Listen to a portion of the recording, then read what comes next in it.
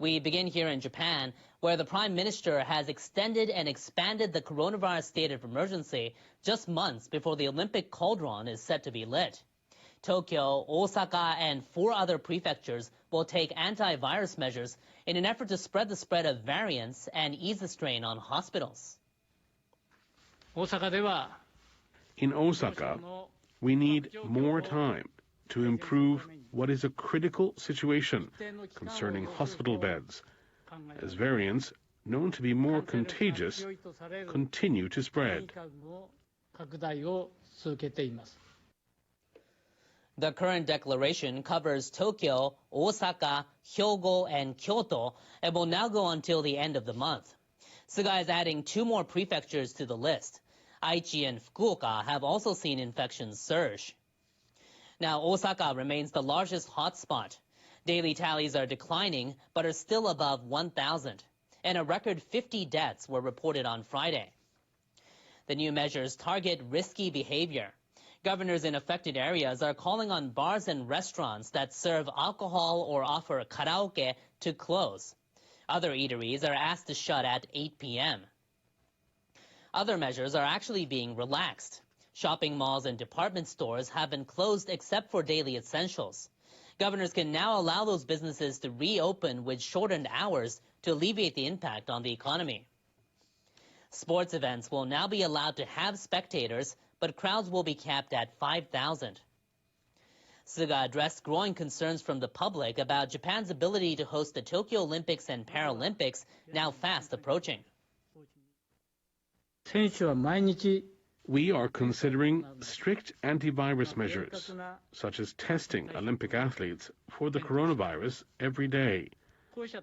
By implementing those measures, we believe we can hold the Games safely and securely, while protecting people's health and their lives. The Prime Minister said the International Olympic Committee has struck a deal with Pfizer to provide enough vaccine doses for all participants. He also said athletes will not have any physical contact with the public. Across the nation, over 6,000 new infections were reported on Friday, the highest figure in about 4 months. 148 deaths were confirmed, the most ever recorded in a single day.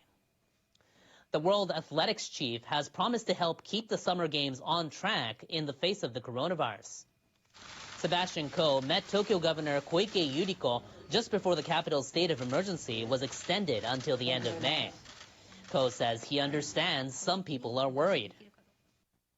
It is also important for the international federations to show an empathetic understanding with local communities who are clearly nervous about COVID.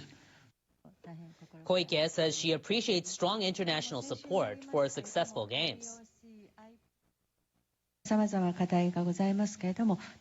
We have various challenges. I'll work together with all parties to make the Tokyo Games safe and secure for everyone. But public opposition has been growing.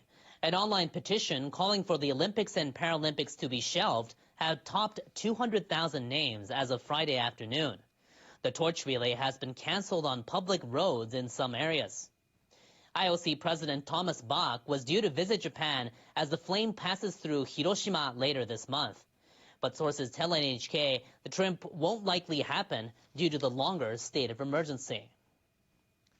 Now to India, where people continue to see a surge in coronavirus cases, with many coming from new hotspots. The number of new infections on Friday hit 414,000, marking another record of single-day cases. Daily infections have topped 300,000 for 16 straight days. The government reported 3,915 deaths on Friday. Shortages of hospital beds and oxygen supplies are putting the medical system under severe strain. More cases are being reported in small towns and rural areas across the country.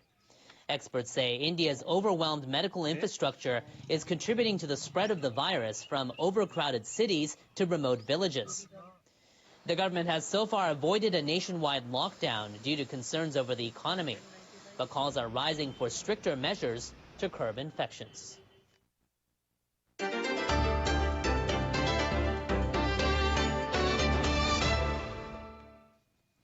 The Myanmar military continues its brutal crackdown. The junta is reportedly using machine guns and mortars against unarmed protesters.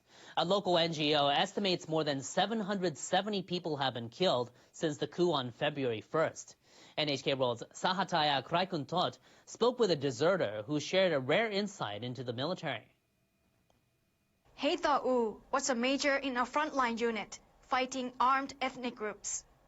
But he disobeyed orders to harm civilians after the coup and deserted in March.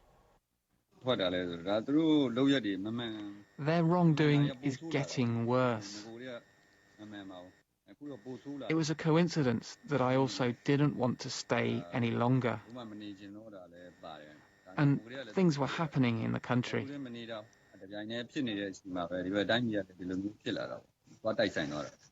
He says the military is threatening people because they are afraid of the opposition, which is much stronger than they had expected. The military does not see that they are doing any wrong, but they might be aware of it.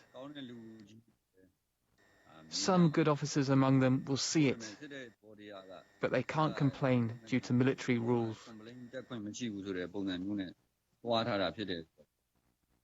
He points out that soldiers obey orders partly because of indoctrination. I have been brainwashed since entering the military university when I was not yet 16 years old. He says soldiers are also shut off from the outside world to prevent them from leaving. After deserting, the former major became a Buddhist monk while in hiding. He joined the civil disobedience movement and is encouraging pro-democracy protesters to stay united against the military. He's also calling for tougher responses from the international community. I would like to ask the world to offer humanitarian aid and help us. Everyone, including children and innocent people, are suffering. The world must recognize this and offer more help.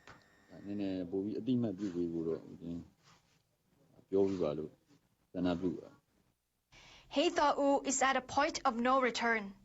Under Myanmar military law, the punishment for desertion is death. But he says he will continue to stand with the people in their opposition to the military junta. Sataya Kraikuntot, NHK World. French justice authorities say they plan to question former Renault and Nissan chief Carlos Ghosn in Lebanon at the end of this month. French judges are investigating whether Ghosn should stand trial for alleged wrongdoing while he was the head of Renault. They suspect Ghosn misappropriated corporate funds. The authorities said the interview will take place over a period of 5 days at the longest, beginning on May 31st.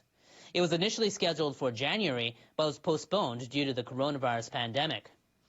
Ghosn has been indicted in Japan on charges of financial wrongdoing at Nissan. He jumped bail and fled to Lebanon in December 2019. Ghosn has denied any wrongdoing. The Japanese government has admitted to the existence of a file made by a finance ministry official who took his own life after being forced to falsify public documents. This has drawn public attention as the file relates to a scandal over the sale of a plot of state-owned land that allegedly involved the wife of a former prime minister. Akagi Toshio worked at the ministry office in Osaka. He was pressured to falsify information related to the land sale to a school operator at a price well below market value. After his suicide, Akagi's wife was told he'd left a file with details of the deal. The land sale dominated diet debates several years ago when the public learned Abe Akie, wife of the prime minister at the time, was slated to become honorary principal of the planned school. Opposition lawmakers accused the government of corruption. Akagi's widow is suing the government and a former ministry official for more than $1 million in damages. She's demanded access to the file through the court. After initially refusing to even acknowledge the existence of the documents, the government is now offering some details. In a statement on Thursday, it said the file contains documents describing the process of falsification, including correspondence.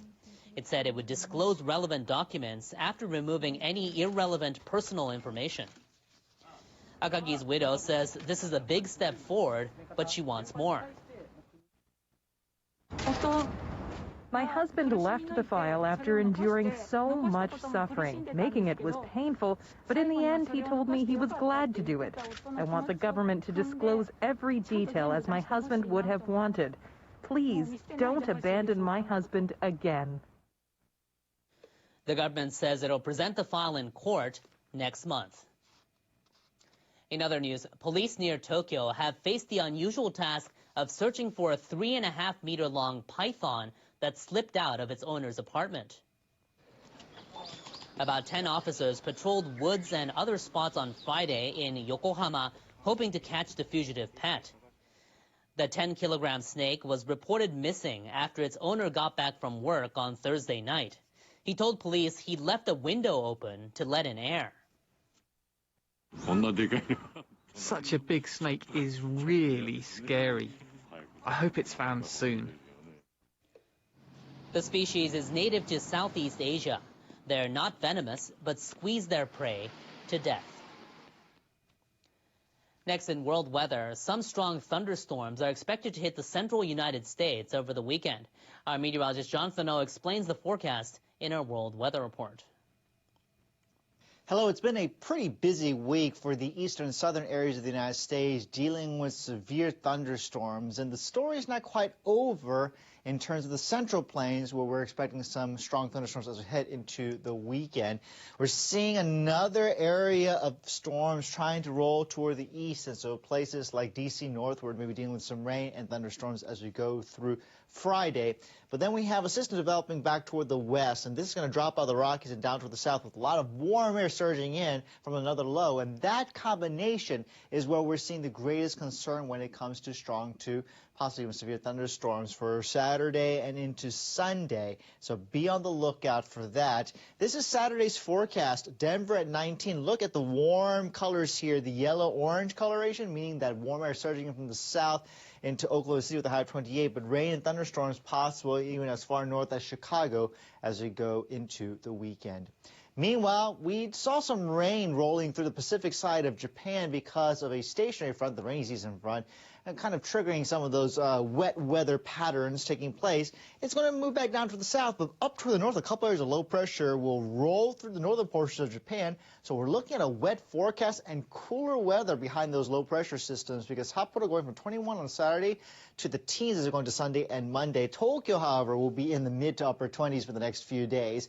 Now, how you're in the rainy season, maybe a little bit of sun on Saturday, but then showers will be coming back to the picture by Sunday and Monday. Now, before we go, I want to show you this video.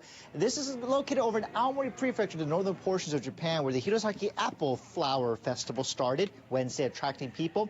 It's an annual event canceled last year due to the coronavirus. The head of the World Trade Organization says U.S. support for suspending intellectual property rights for COVID-19 vaccines would help reduce vaccine inequality. Japan extends a state of emergency in Tokyo and 3 other areas until the end of May to limit the spread of the new coronavirus just months before the Tokyo Olympics. China says the risk of damage on Earth from one of its rockets that is falling out of orbit is extremely low. And Indonesia's Mount Sinabung sends rock and ash 2.8 kilometers above North Sumatra.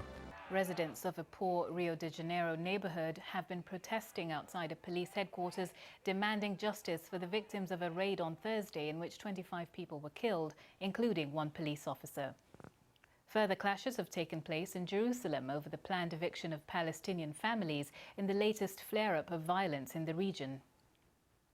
12 countries have been put on a green travel list for people in England, meaning anyone returning will not need to quarantine from the 17th of May onwards. A new traffic light system of rules means international travel will no longer be illegal. Debris from a Chinese rocket is expected to fall back to Earth in an uncontrolled re-entry this weekend. It was used to launch the first module of China's new space station last month.